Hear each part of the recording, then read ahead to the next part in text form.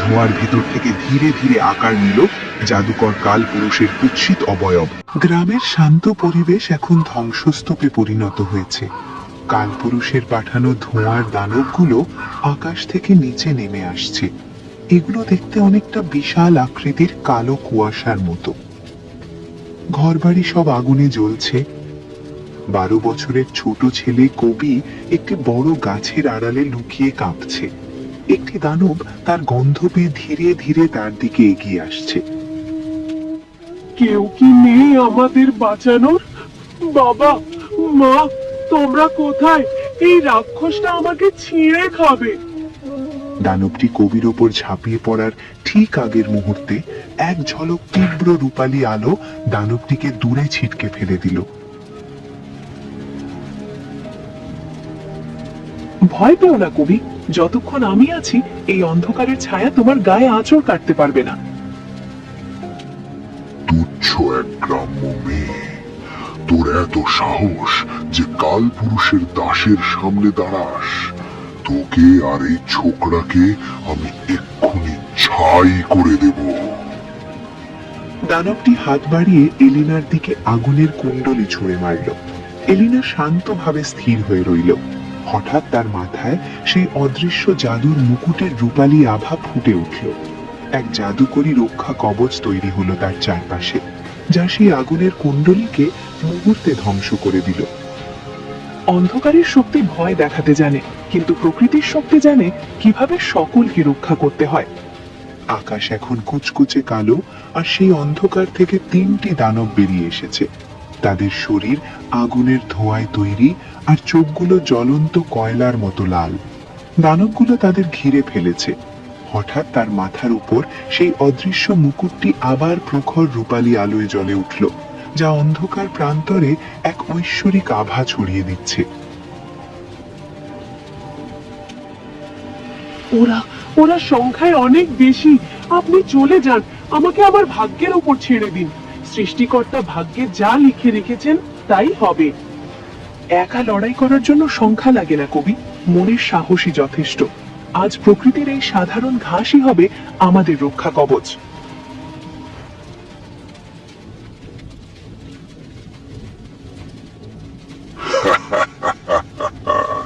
ঘাস দিয়ে আমাদের মারবি? আমরা ধোঁয়ার তৈরি, কোনো অস্ত্র আমাদের স্পর্শ করতে পারে না।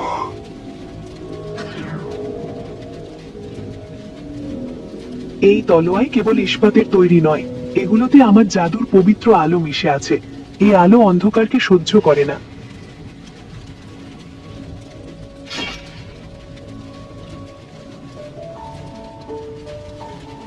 আপনি আপনি কে?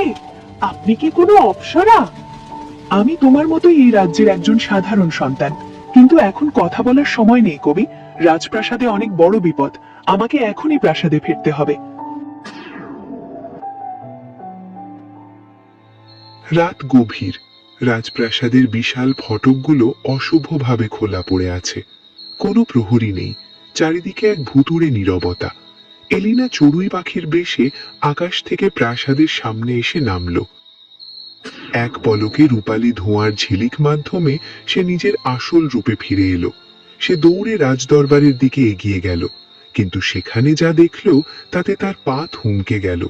দরবারের মাঝখানে রাজা বিক্রমকে লোহার ভারী শিকল দিয়ে বেঁধে রাখা হয়েছে। তার সামনে দাম্ভিক ভঙ্গিতে দাঁড়িয়ে আছে জেনারেল জোরাওয়ার। বাবা, এলিনা, কেন ফিরে এলি মা? যা, পালিয়ে যা। এই প্রাসাদ এখন আর নিরাপদ নয়। জাদুকর বিশ্বাসঘাতকতা করেছে। পালিয়ে আর কোথায় যাবে রাজকুমারী? পুরো প্রাসাদ এখন আমার সৈন্যদের দখলে, আর প্রাসাদের বাইরে কালপুরুষের ছায়া দানবরা ওত পেতে আছে। আজ আপনার পালানোর সব পথ বন্ধ। জোরাওয়ার, বাবা তোমাকে নিজের ভাইয়ের মতো বিশ্বাস করতেন। তুমি এই বিশ্বাসের মর্যাদা এভাবে দিলে? ক্ষমতার লোভে তুমি অন্ধ হয়ে গেছো। ছি! বিশ্বাস দিয়ে রাজ্য চলে না রাজকুমারী, রাজ্য চলে শক্তি দিয়ে। কালপুরুষ আমাকে অমরত্ব আর অসীম ক্ষমতা দেবার প্রতিশ্রুতি দিয়েছেন। তার বদলে তাকে কেবল একটা ছোট্ট জিনিস দিতে হবে, আপনার মাথার ওই অদৃশ্য জাদুর মুকুট। তুমি ভেবেছো আমি ভয় পেয়ে মুকুট তোমাকে দিয়ে দেব? এই মুকুট কেবল তাদেরই মাথার সাজে যারা রাজ্যের মানুষের সেবা করতে জানে। তোমার মতো দেশদ্রোহীর ভাগ্যে কেবল পরাজয়ই লেখা আছে। তবে তাই হোক, দেখা যাক তোমার ওই রূপালী আলো আমার এই ইস্পাতের তলোয়ারকে আটকাতে পারে কিনা। জোরাওয়ার এলিনার দিকে তেড়ে এলো। সাথে সাথে এলিনার মাথার ওপর সেই অদৃশ্য মুকুটটি তীব্র রূপালী আলোয় জ্বলে উঠল। এক প্রচন্ড আলোর ধাক্কায় জোরাওয়ার ছিটকে পেছনের দেয়ালে আছড়ে পড়ল। এলিনার চারদিকে এক অলৌকিক জ্যোতির বলয় তৈরি হলো। তোমার ষড়যন্ত্রের রাত শেষ জোরাওয়ার, এবার ন্যায় বিচারের সময় শুরু। প্রাসাদের বিশাল প্রাঙ্গণ, চারিদিকে ঘোর অন্ধকার, কেবল আকাশে বিদ্যুৎ চমকাচ্ছে। জাদুকর কালপুরুষ এখন তার পূর্ণ দানবীয় রূপে আবির্ভূত হলো। 10 ফুট লম্বা একটি ছায়ামূর্তি, যার চারদিকে কালো ধোঁয়া ঘূর্ণ বায়ুর মতো ঘুরছে। তার বিপরীতে একা দাঁড়িয়ে আছে রাজকুমারী এলিনা। এলিনার মাথার উপর জাদুর মুকুট এখন পূর্ণিমার চাঁদের মতো প্রখর রূপালী আলো ছড়াচ্ছে। তোমার শেষ রক্ষা হলো না এলিনা, তোমার এই রূপালী আলো আজ নিভে যাবে। একবার ওই মুকুট আমার হাতে এলে আমি এই মহাবিশ্বের অন্ধকার ঈশ্বর হব। অন্ধকার কখনোই চিরস্থায়ী নয় কালপুরুষ। তুমি ভুলে গেছো, আলো এক বিন্দু হলেও তা অন্ধকারকে চিরে ফেলার ক্ষমতা রাখে। কালপুরুষ তার 2 হাত এক করে একটি বিশাল কালো আগুনের গোলা তৈরি করলো এবং এলিনার দিকে ছুঁড়ে মারল। মুকুট থেকে একটি রূপালী আলোর ঢাল তৈরি হলো। কালো আগুন সেই ঢালে লেগে চারিদিকে ছড়িয়ে পড়ল। লড়াই তীব্রতর হচ্ছে। একদিকে কালো ধোঁয়ার নাগপাশ, অন্যদিকে রূপালী আলোর ঝিলিক। কতক্ষণ নিজেকে বাঁচাবে? হ্যাঁ, আমার জাদু অনন্ত। এলিনা বুঝতে পারল কেবল শক্তি দিয়ে এই মায়াবী দানবকে হারানো যাবে না। সে লক্ষ্য করল কালপুরুষের শক্তির উৎস হলো তার চারপাশের ওই ঘন কালো ধোঁয়া। এলিনা তার বুদ্ধিকে কাজে লাগালো। সে তার সেই জাদুকরী মুকুট শূন্যে ছুঁড়ে মারল। হে পবিত্র আলো, শতগুণ হয়ে ছড়িয়ে পড়ো। এলিনা মুকুট থেকে এক তীব্র আলোর বিচ্ছুরণ ঘটালো। সেই প্রতিটি রশ্মি লেজারের মতো কালপুরুষের শরীর ভেদ করতে শুরু করলো। কালপুরুষের চারপাশের কালো ধোঁয়া এই তীব্র প্রতিফলন সহ্য করতে পারল না। না, এ হতে পারে না। আমার নিজের অন্ধকার আমাকেই গ্রাস করছে। এটাই প্রকৃতির নিয়ম কালপুরুষ। যে অন্ধকার তুমি ছড়িয়েছিলে, আজ আলোর প্রতিফলনে তা তোমাকেই ভস্ম করবে। এক বিশাল আলোর বিস্ফোরণ ঘটল। ধোঁয়ার মতো কালপুরুষের ছায়ামূর্তিটি ধীরে ধীরে মিলিয়ে গেল।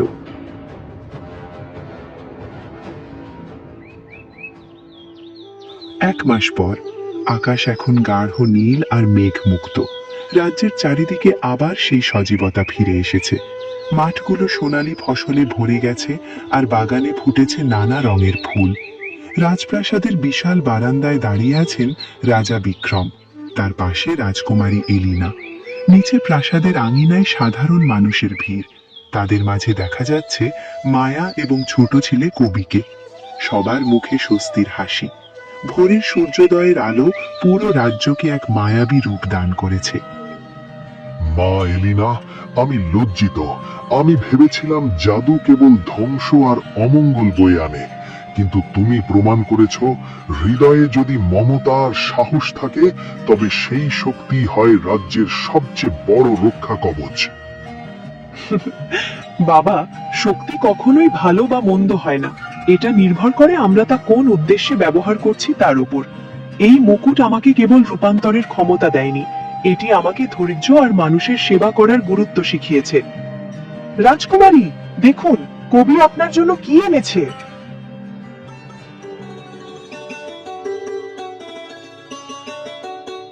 আমাদের গ্রামবাসী আপনার জন্য এই উপহার পাঠিয়েছে। আপনি কেবল আমাদের রাজকুমারী নন, আপনি আমাদের রাজ্য রক্ষক। যতদিন আপনি আছেন আমাদের আর কোনো কালপুরুষের ভয় নেই। এই ভালোবাসাই আমার আসল শক্তি কবি। এলিনা একটি ফুলের উপর আঙুল ছোঁয়ালো। সাথে সাথে রূপালী আলোর একটি ঝিলিক খেলে গেল এবং সাধারণ ফুলটি একটি চকচকে রূপালী পাথরের ফুলে পরিণত হলো, যা কখনো শুকাবে না।